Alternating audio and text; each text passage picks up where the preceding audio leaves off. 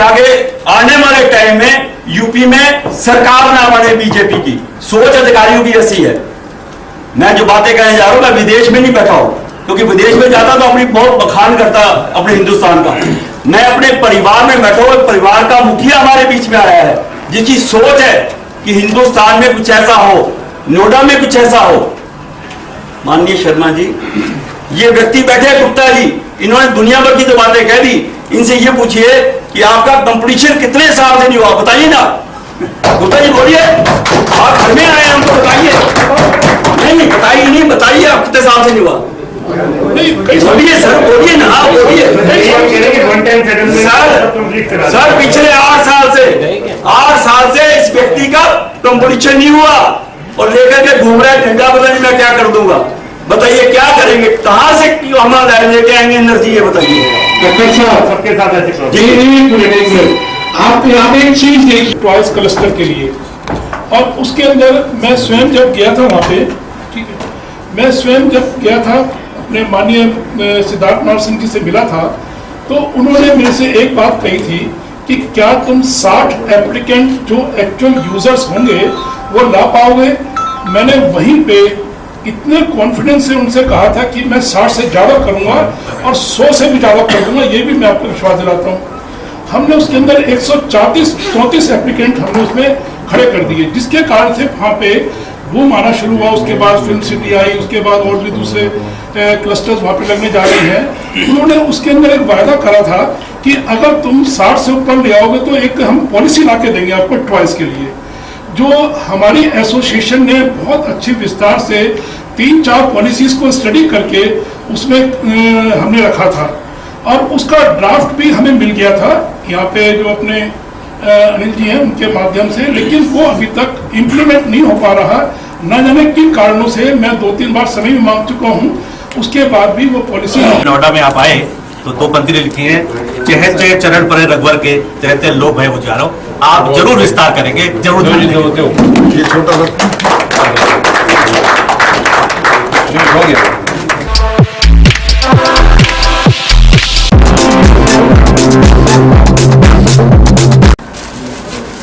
ये हम सबकी तरफ से ये सम्मान है, और तालियां जो है आपकी हमारी मौजूदगी के बावजूद क्यों है।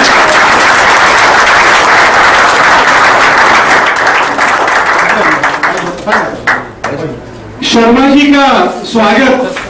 एक आदमी उत्तर प्रदेश के महू से पहुंचता है गुजरात और गुजरात का विकास करता है, और ऐसी शख्सियत का स्वागत करने में हम सब लोगों को बहुत हर्ष हो रहा है।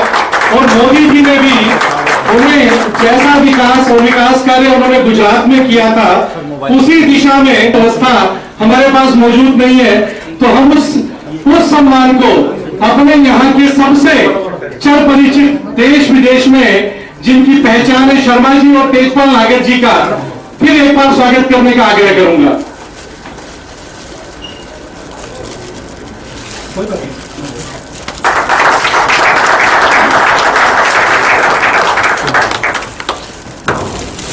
मैं इनका दादरी विधानसभा पधारने पर अपनी तरफ से, आप सब की तरफ से, पूरी विधानसभा दादरी की तरफ से मैं इनका हार्दिक स्वागत अभिनंदन।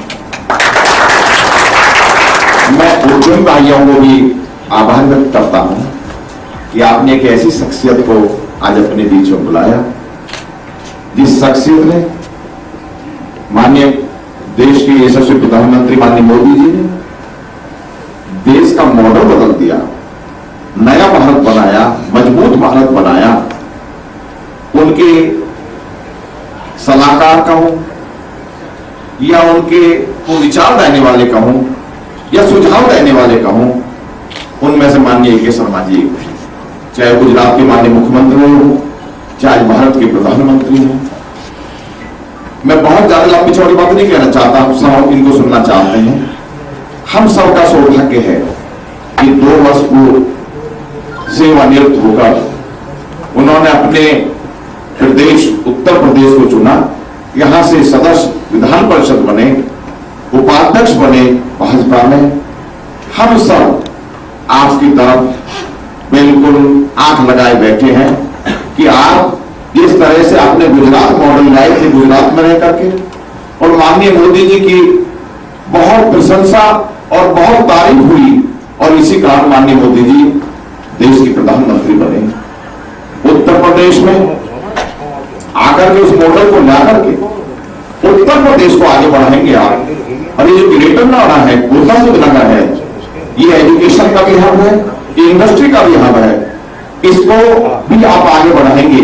यहाँ के निवासी आपसे आस लगाए बैठे हैं। मुझे उम्मीद है कि आपके आने से जो उद्यमियों की समस्या जो आपको दिक्कत दी है उनका निदान होगा, और ये ग्रेटर नोएडा आगे बढ़ेगा और एशिया में सबसे पहले स्थान पर ये आएगा। आपके आगे सदैव ताकत और बल मिलेगी।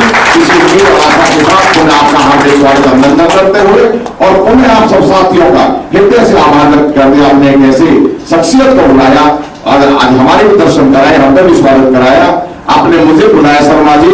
मैं आपका हृदय से आभार व्यक्त करते हुए और अपनी बात समाप्त करता हूँ। और ज्यादा से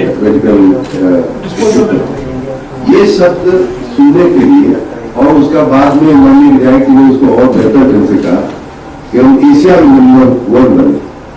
सत्य तो ये बात सुनने के लिए कि हमारे देश का जो उद्यमी, हमारे देश का जो उद्योगपति, बिजनेसमैन, वो कब बोलना शुरू करेगा कि साथ में ये दुनिया का सबसे बढ़िया चीज बनाता है, सबसे बड़ी कंपनी हमारी।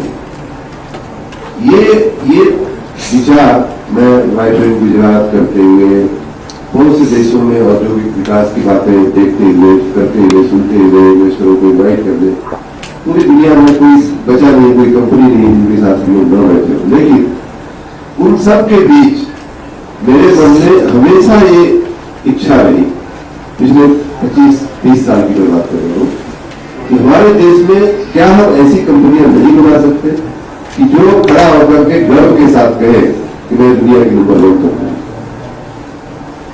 देश से ही शुरुआत करें। देश में मैं नोएडा में हूँ, इस नोएडा की कंपनी देश में नंबर 1 कंपनी, ये एशिया बनेगी, जैसा विधायक जी ने कहा, और फिर हम दुनिया की बेस्ट कंपनी बनाएंगे। मैं कई बार अपने आप जैसे मित्रों को उन दिनों में ये भी कहता था कि भाई गूगल और माइक्रोसॉफ्ट अमेरिका में ही क्यों, ये नॉर्मल आप ही कहते होंगे, कई बार सुनते भी होंगे कि क्या हम नहीं बना सकते, हमारे आप में क्या कमी है, ये नहीं बना सकते।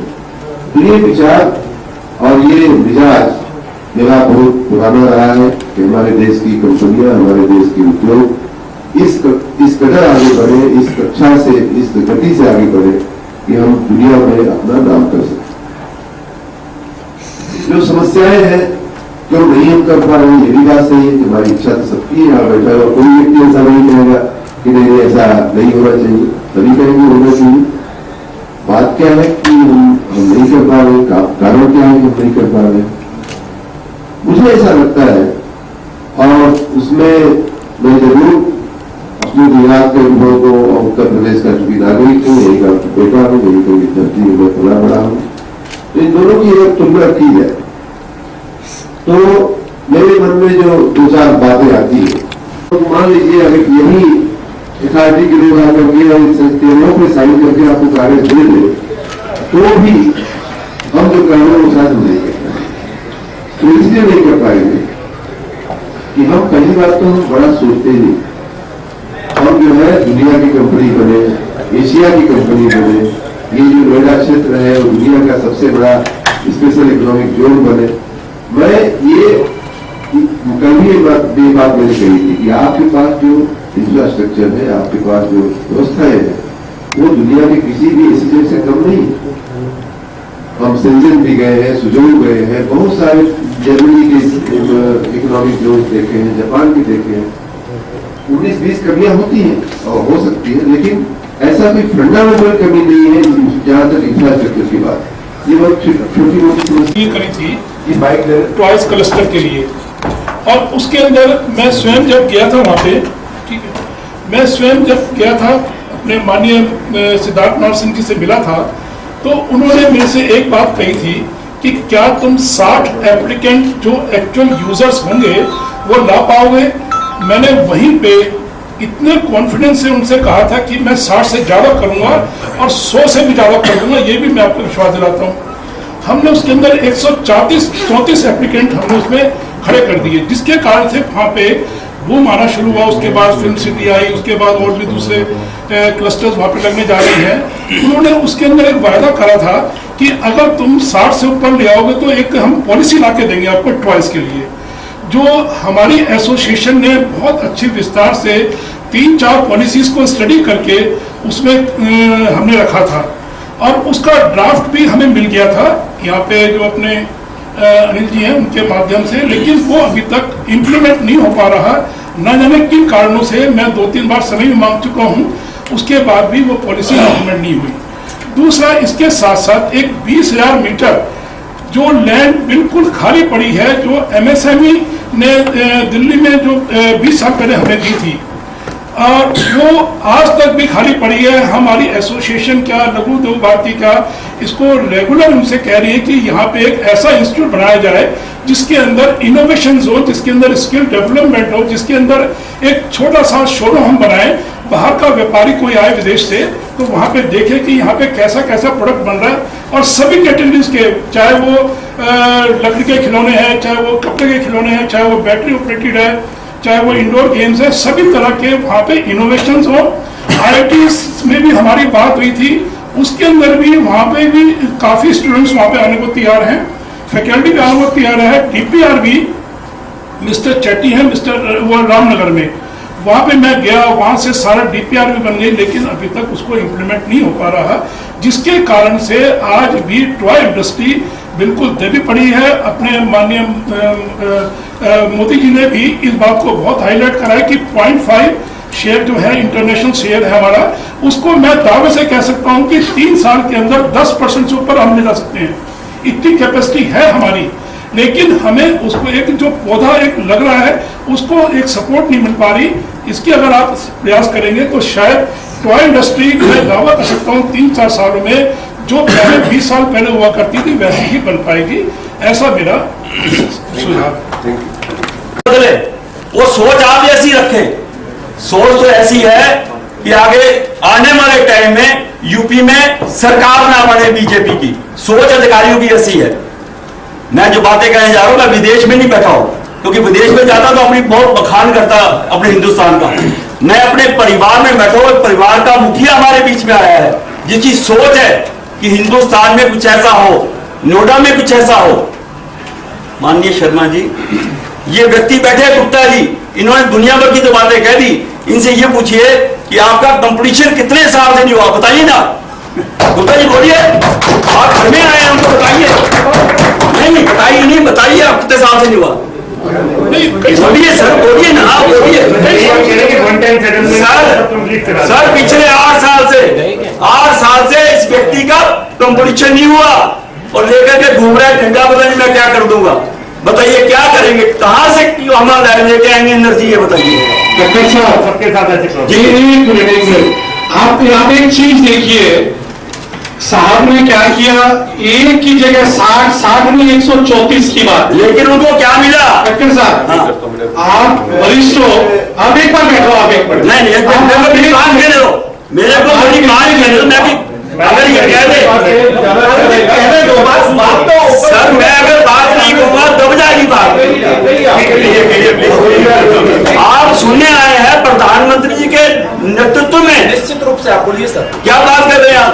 अगर वो नहीं करवा सकते तो दुनिया की कोई ताकत करवा ही नहीं सकेगी। सब ताले लगा के घर बैठ जाओ। मैं शर्मा जी, बात ये है, यहाँ के अधिकारियों से पूछिए कि 10 साल से 8 साल से कंपटीशन क्यों नहीं दिया, कितने लोगों को नहीं दिया, और उसके बाद इन्होंने अप्लाई किया उनको क्यों दे दिया गया, ये तो पता लगे।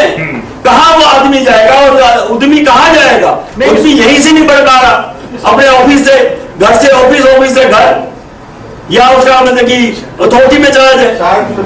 मुद्दा समझ में आ गया, ठीक आ रहे हैं कि आपने ये काम कर दिया, आपने उसका उद्यमी उद्यम चल ही नहीं रहा तो क्या किराए पे देगा, क्या करेगा? किसी को किराए पर देगा, उसको नोटिस दिए जा रहे हैं कि आप खर्च को हम कैंसिल कर देंगे, हम ये कर देंगे, वो कर देंगे। तो मेरी आपसे रिक्वेस्ट है कि आप इस मुद्दे को अपने संज्ञान में लेकर के इस उद्यमी का, यहाँ के उद्यमियों का भला करने का कृपा करें। धन्यवाद। Okay, Now I have a very vast experience in my life और इलाहाबाद से लेकर के नोएडा और विदेशों तक रहा है। ये जो शर्मा जी ने आपको 13 सूत्री मांग दी है, क्या होता अगर ये हमको ढूंढने से भी न मिलती, कैसे करते हो और ये क्यों हुआ? इंडिविजुअल कैसे हो कि यहाँ पे कोई आदमी ढूंढने से भी फॉल्ट ना ढूंढ पाए कि ये दिक्कत है? उसका जो सबसे बड़ा रीजन है, सबसे पहले हमारे जितने भी एंटरप्रेन्योर्स हैं इनको ये मान के चला जाए कि ये ईमानदार है। जिस दिन आप ये मान लेंगे कि मैं ईमानदार हूं, उस दिन से आपका सोचने का रवैया बदल जाएगा। दूसरी चीज, आपके जो अधिकारी यहां पे आते हैं या जो आएंगे, उनको इस बात का वो होना चाहिए कि आप जहां जा रहे हैं, जो एक उद्यमी है वो आपकी भी तनख्वाह इनकम टैक्स से देता है। इसका मतलब है कि वो मेहनत करता है और उसके पास और कोई काम करने के लिए, मैंने इधर उधर काम के लिए कोई वक्त नहीं है।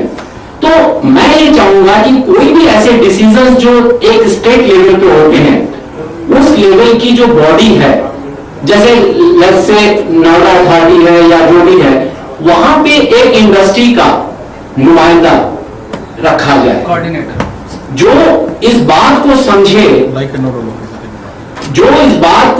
और उसकी वक्त हो। मतलब जैसे एक अधिकारी बोल रहा है, उस अधिकारी को वो बात डायरेक्टली आपके पास या चीफ मिनिस्टर के पास या प्राइम मिनिस्टर के पास वो जाना चाहिए। एक वो ये जो मिलकर के समन्वय लगेगा लोगों का, उससे नीचे की जो बातें हैं वो वहां तक पहुंचेंगी और तभी ये इस चीज का हल निकलेगा। हम चाहते हैं कि हमारा देश सबसे ज्यादा उन्नति करे और उसका यही एक तरीका हो सकता है। दूसरी चीज ये है कि हम कोई भी काम, अगर हमारा एंटरप्रेन्योर का आदमी जाता है काम कराने, उस काम को अगर कोई दिक्कत है तो उसको सुनने के लिए एक टारगेट डेट मिलनी चाहिए उस आदमी को, और नहीं मिलने का उसका बकायदा उसको बताया जाए कि आपका ये काम नहीं कर सकते क्योंकि ये प्रॉब्लम है। आप उस चीज को ठंडे बस्ते में डाल करके और रख देते हैं।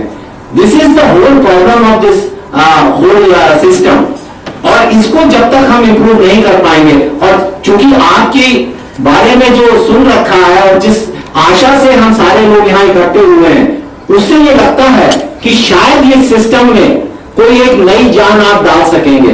और नोएडा जो है वो एक उत्तर प्रदेश का मुकुट है, और जितनी जनरेशन ऑफ रेवेन्यू यहाँ से होती है देश को, प्रदेश को, वो और बढ़ेगी। लोगों का उत्साह बढ़ेगा। जो आपने अभी बोला कि हम लोग इसको उत्साह बढ़ा के देश में, और हम आज 15 साल से सर चाइना को एक्सपोर्ट कर रहे हैं इंजीनियरिंग गुड्स। आपको बताएं मेरे को, अगर यहाँ कैसे हो कि यहाँ पे कोई आदमी ढूंढने से भी फॉल्ट ना ढूंढ पाए कि ये दिक्कत है? उसका जो सबसे बड़ा रीजन है, सबसे पहले हमारे जितने भी एंटरप्रेन्योर्स हैं इनको ये मान के चला जाए कि ये ईमानदार है। जिस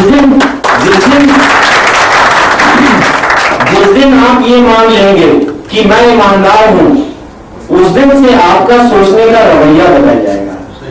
दूसरी चीज, आपके जो अधिकारी यहां पे आते हैं या जो आएंगे, उनको इस बात का वो होना चाहिए कि आप जहां जा रहे हैं, जो एक उद्यमी है वो आपकी भी तनख्वाह इनकम टैक्स से देता है। इसका मतलब है कि वो मेहनत करता है और उसके पास और कोई काम करने के लिए, मैंने इधर उधर काम के लिए कोई वक्त नहीं है। तो मैं ये चाहूंगा कि कोई भी ऐसे डिसीजन जो एक स्टेट लेवल पे होते हैं, उस लेवल की जो बॉडी है, जैसे लेट्स से नोएडा अथॉरिटी है या जो भी है, वहां पे एक इंडस्ट्री का नुमाइंदा रखा जाए, कोऑर्डिनेटर, जो इस बात को समझे, और उसकी वक्त हो। मतलब जैसे एक अधिकारी बोल रहा है, उस अधिकारी को वो बात डायरेक्टली आपके पास या चीफ मिनिस्टर के पास या प्राइम मिनिस्टर के पास वो जाना चाहिए। एक वो ये जो मिलकर के समन्वय लगेगा लोगों का, उससे नीचे की जो बातें हैं वो वहां तक पहुंचेंगी और तभी ये इस चीज का हल निकलेगा। हम चाहते हैं कि हमारा देश सबसे ज्यादा उन्नति करे और उसका यही एक तरीका हो सकता है। दूसरी चीज ये है कि हम कोई भी काम, अगर हमारा एंटरप्रेन्योर का आदमी जाता है काम कराने, उस काम को अगर कोई दिक्कत है तो उसको सुनने के लिए एक टारगेट डेट मिलनी चाहिए उस आदमी को, और नहीं मिलने का उसका बकायदा उसको बताया जाए कि आपका ये काम नहीं कर सकते क्योंकि ये प्रॉब्लम है। आप उस चीज को ठंडे बस्ते में डाल करके और रख देते हैं। This is the whole problem of this whole system, और इसको जब तक हम इंप्रूव नहीं कर पाएंगे, और चूंकि आपके बारे में जो सुन रखा है और जिस आशा से हम सारे लोग यहाँ इकट्ठे हुए हैं, उससे ये लगता है कि शायद ये सिस्टम में कोई एक नई जान आप डाल सकेंगे। और नोएडा जो है वो एक उत्तर प्रदेश का मुकुट है, और जितनी जनरेशन ऑफ रेवेन्यू यहाँ से होती है देश को, प्रदेश को, वो और बढ़ेगी। लोगों का उत्साह बढ़ेगा। जो आपने अभी बोला कि हम लोग इसको उत्साह बढ़ा के देश में, और हम आज 15 साल से सर चाइना को एक्सपोर्ट कर रहे हैं इंजीनियरिंग गुड्स। आपको बताएं, मेरे को अगर यहाँ आज ये जब कार्यक्रम शुरू हुआ तो हमारे बंधुओं ने कोई इधर से आवाज आई कि हमारे लोगों को ड्राइविंग भी दे देती, बात सही है, लेकिन आप ये बात भी कान बात के रखो कि ये अर्थव्यवस्था जो है, अर्थतंत्र है, और इसमें हर चीज कमर्शियल कंसिडरेशन पे ही होती है और कमर्शियल कंसिडरेशन पे ही होगी। और मैं तो यहाँ तक कहूंगा कि कमर्शियल कंसिडरेशन पे ही होनी भी चाहिए। वो इसलिए कि भाई आप जिसको भी वेंडर बनाओगे, जिसके पास से भी काम कराओगे, आप चाहोगे कि सस्ते में सस्ता करे, सबसे एफिशिएंटली करे, सबसे स्किल्ड आदमी करे। तो जब जो सरकार की जो नीति की बात है उसे हम जरूर दबाव देते रहे कि भाई सरकार कंपनियों पे थोड़ा आग्रह करें कि हमारे लोकल लोगों को एम्प्लॉयमेंट दो, लोकल बिल्डर्स को थोड़ा काम दो, लेकिन साथ में ये भी हमें सुनिश्चित करना पड़ेगा कि हम वो क्वालिटी, हम वो जो इफिशियंसी है, वो स्किल जो हमारी जिसको जो चाहता है उसे हम पूरा करने की हमारी क्षमता को भी हमें डेवलप करना पड़ेगा। नहीं तो बहुत दिन तक हम खाली प्रेशर डाल करके किसी कंपनी को चाहे कि वो आपको वेंडर बना ले या किसी लोकल व्यक्ति को एम्प्लॉयमेंट दे दे, तो ये बहुत लंबा नहीं चलेगा।